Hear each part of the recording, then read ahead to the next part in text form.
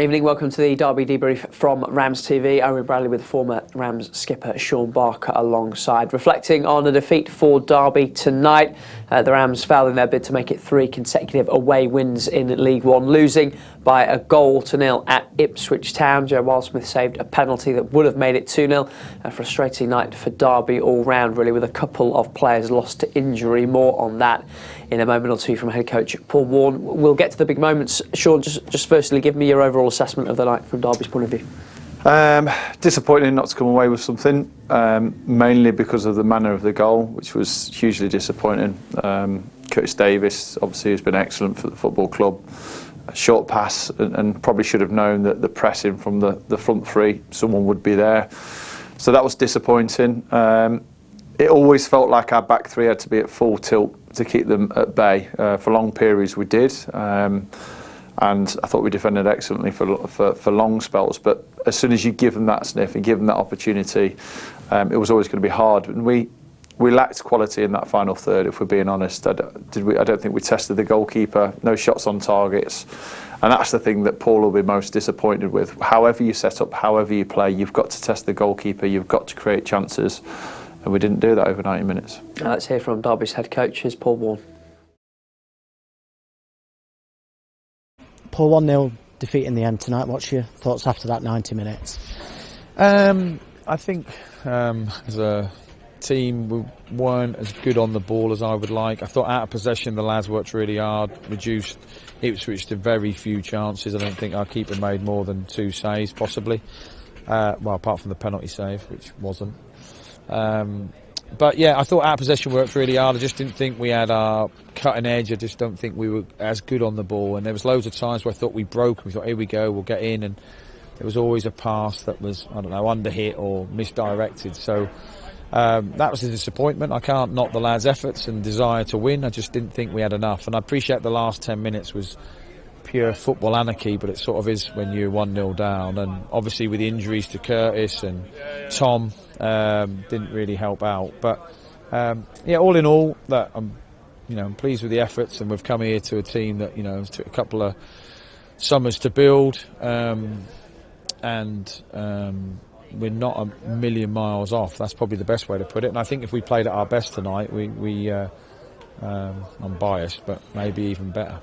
I suppose games like this are settled by fine margins. Sometimes it's a spectacular goal, and then tonight, unfortunately, it was just that undercut back pass from Curtis, who's been magnificent for this club throughout. So it's not someone that we're going to knock. Yeah, I'm not criticising my captain, and in fairness to him, he's the first one to stick his hand up. So look, mistakes happen in football all the time, but we should still, away from home against anyone, make their keeper make more saves than we did. I think we made him make 0. So we didn't have enough goal threat. That's the thing. And like like I said, in games you've got to concede goals, but you've got to back yourselves to score 2 or 3. But tonight we didn't give ourselves that opportunity really. So that's what's disappointing. On the positives, I thought Corey Smith was outstanding. He's probably the best player on the pitch, and he kept the ball for us really well. I think he was probably our best player for ball retention. So that's sort of my take on it. In terms of not creating as many chances as you would like, is that maybe not just taking care in the final third? Is that maybe needing a little bit more belief, or is it something that you'll probably need to watch the game back and you get a clearer sort of idea of what the answer to that is? I need to watch it back. I think, look, we're not playing against like 11 people who lay down. They do everything they can to stop you. They, put pressure on you. They put tackles, there's physical contact. So sometimes you're just down to the opposition making it really tough for you. But there were times when they weren't making it tough, and we were, first half we had a few things in the corner that we were just like over complicating for no reason. So they're the things I think. Like when you get in the final third, and you should make the defenders defend, and I don't think we made them defend enough. We just didn't ask enough questions in the final third, and that isn't it's a criticism obviously, but every player is involved in that. It's not just like one individual. Everyone is just like a mindset thing. I just think we need to be a bit more ruthless with our decisions in the final third. I appreciate you've only just come out of the dressing room. So Curtis Davies and Tom Barkhausen, how are they? I mean, probably too early to tell. Yeah, well, I didn't notice anything was wrong with Tom. I just got told off a player that Tom's struggling, and absolutely sod's law. As soon as you want to make the sub, he then runs like the length of the pitch. So that isn't good. So I think he's at least tweaked his hammy. So that we'll have to wait for the assessment. But that my common sense brain tells me that's not great. And obviously Curtis was struggling as well. So, and we'd already made all our subs. We tried to do everything we could to change the outcome of the game. So, you know, it doesn't look great on either of them for Tuesday night at least. Probably Tuesday, Saturday, and that is best case, I would think. So it will be next man up as always. Last one on the injuries, because I don't want to keep going on about it. Jason Knight, how's he? Well, he's, you know, obviously in the Papa John's game, he took a challenge that damaged his ankle and his knee, so he's in a pot for a couple of weeks before he can restart training. So I would expect, you know, best case for Knight, he would be a month. So we're a bit plagued at the moment. So, but you can't feel sorry for yourself. It's just like gives other people other opportunities, and you know, sometimes careers are made on that. So we'll pick the lads up and prepare them for Tuesday. 2 home games now before we, I think you mentioned on Radio Derby, back on the Winnebago for the next month. So big opportunity to get some points on the board against 2 very good sides as well, Exeter and Bristol Rovers. Yeah, very good sides. Who'll make it very difficult for us. I haven't watched much of Bristol Rovers yet. I've focused on Ipswich in the Exeter game, but yeah, there'll be really tough games, as they always are, and every game is tough. Like, you know, we came here wanting to win points. We didn't come up here to sit behind the ball. But yeah, the next 2. I mean, that's the joy of football, isn't it? You always get the opportunity 3 or 4 days later. So, you know, people leave here tonight hugely disappointed, and then you get the opportunity to make them feel amazing again Tuesday night. And if you don't take it, you have another chance on Saturday. That's how football is. But, you know, and with all sincerity, I'd like to thank the fans for clapping the team off. That is some effort. It's a long way to come on a Friday night, and like 95% of them stayed to clap them off. So thank you very much on behalf of the team, because it does mean a lot. Lovely. Appreciate your time. Safe trip back.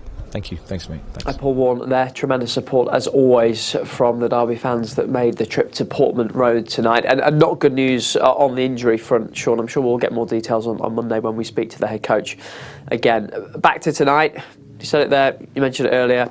It's so frustrating because maybe if Derby don't make the mistake tonight that leads to the goal, they escape with a point. Yeah, it always felt like there was just going to be one goal in it. Ipswich didn't create too many clear-cut chances themselves. I thought they were probably the better team throughout the 90 minutes. Definitely created more opportunities and looked more threatening moving up the pitch. But we limited them to just a few chances, which Paul and his staff will be pleased about.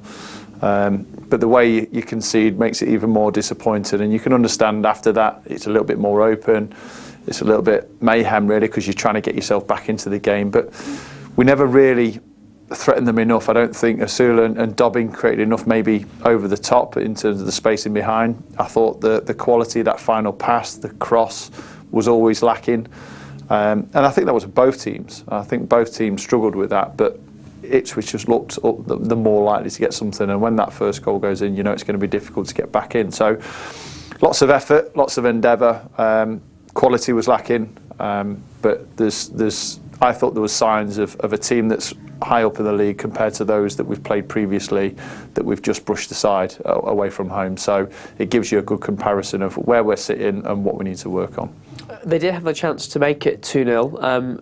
The 5th penalty that Derby conceded in 3 games in League One, which is a staggering statistics, but the second that Joe Wildsmith has saved. Yeah, and you have to mention Joe Wildsmith. The last few weeks, he's really kind of making himself known as the number 1. I thought he looked a little bit unsteady when he first moved into pre-season, the first few games, but he's settled more. He looks more confident. He's making some big saves, and obviously the penalty save, as he's done in previous games as well. We just have to be more careful in the box. There's for me, it was a penalty. You stick your leg out, you catch them. There was one in the first half as well that you thought? Yeah, I thought it was a penalty. I did, but I also thought there was a potential red card against the midfielder on Corey Smith in that game as well. I thought it was a dangerous, nasty challenge, which with VAR, I think it would have been given as a red. So there were talking points, but again, in the box, you have to stay on your feet. You can't dangle a leg out. You can't stick a leg out, because the referees now have that decision and an opportunity to take the time to delay it, to have a look around. You saw I think he thought it was a penalty and looked to the linesman flagged and gave it straight away. So between the two of them, after that point, he had no doubt whatsoever. I did just quickly want to mention, before we hear from him, Eiran Cashin, who was outstanding again. He was. He wasn't the best on the ball that we've seen him, but defensively he was outstanding. He was man of the match by a country mile for me. The amount of blocks, tackles, positionings, headers, vital interceptions at vital times, I thought it was magnificent. And I thought the back three defended really well for the first 45 minutes. I did. You always felt that the front three, with the pace, the energy, their pressing, it was going to be a difficult night. They had to be at their best for the full 90 to keep a clean sheet, and unfortunately that wasn't the case. But Eiran Cashin couldn't have done any more. He's been outstanding since he's broken into the first team. He's showing real leadership qualities, and he's got that knack. Some defenders have a knack of being in the right place at the right time, and numerous blocks and tackles in the box. I thought it was brilliant tonight. The Shaun Barker knack, is that what we're calling it? To be fair, defending the box is all about just knowing where to be and putting your body on the line. And he has it better than anyone I've seen for a long time in a Derby shirt. So, and he's still a young boy, so he's only going to get better. I'm not used to seeing you blush, Shaun. Let's hear from Eiran Cashin. Here he is. Eiran, 1-0 defeat to Ipswich Town this evening. What were your thoughts on the overall performance? Yeah, listen, it's disappointed, obviously. I think out of possession we were good, but I think in possession we could have been better. You know, it was a little bit sloppy, and obviously the goal that they score obviously comes from us, and it's disappointing really, because obviously we defend well for the majority of the game, and just a little mistake cost us. But I don't think we need to beat ourselves up, to be honest. We've got a few games coming up, we've got a lot of games coming up, so just got to brush it off and get ready for the next one. You said it yourself in there, like defensively you were pretty much sound throughout the game. What's the atmosphere like in the changing room at the minute? Yeah, listen, obviously we're disappointed that we lost, and I think we're disappointed that maybe in possession we could have been a little bit better, our decisions maybe a little bit better, and probably technically sometimes we could have, that final ball or that settler ball, we could have been a little bit better, but I think we still need to be positive, and I think the lads in there, obviously we're disappointed, but we know the bigger picture and we know we need to brush ourselves off, and thankfully we've got a game Tuesday so we can go again. Away from the actual goal, away from the penalty, should I say, the goal itself was their only shot on target, so that does show how defensively sound you were this evening. So, I mean, that in itself is a positive, surely. Yeah, listen, they're a good team, and for us to cancel out, like you say, cancel out so many chances and the moment have won, really. I think that's credit to obviously what we did out of position. Obviously, disappointed with the goal, like I say, but I think we put our bodies on the line, and we came away from home to a difficult place, and we stopped them playing how they want to play and limited their chances. But I think sometimes it spilled over, and the fact that we was working that hard out of possession, that sometimes we could have took a bit more clear in possession, and maybe that's something that we can look at and work on. You touched on it there, but it's a quick turnaround. You've got Exeter on Tuesday night. Is that a good thing after a loss? Absolutely, yeah. Sometimes, that's the best thing, when you can just go again, and I think that's what we're going to do. Obviously, brush ourselves down, get ready, get recovered, and get fueled ready for the next game, and hopefully, we can get back to winning ways at home and put a run together. Just finally, final word on the fans. We'll say nearly 1,800 km on a Friday night, not the easiest place to get to. Some effort. Yeah, it's unbelievable, really. I think from the final whistle, they kept going and they spurred us on, and unfortunately we couldn't get the win for them, but we're just going to have to put it right Tuesday. That's Eiran Cashin defeat for Derby tonight. Then everyone else in League One in action tomorrow. Lincoln City against Sheffield Wednesday is the early game. Plymouth, the leaders, are away at Bristol Rovers later in the day. Peterborough on the side of the top four. They're on the road as well, away at Oxford United. Here's how the table stands after tonight. Ipswich move closer to top spot, but still a point behind Plymouth with their game tomorrow. Derby stay ninth. They're only 2 points off fourth place. Derby do have games in hand as well, of course.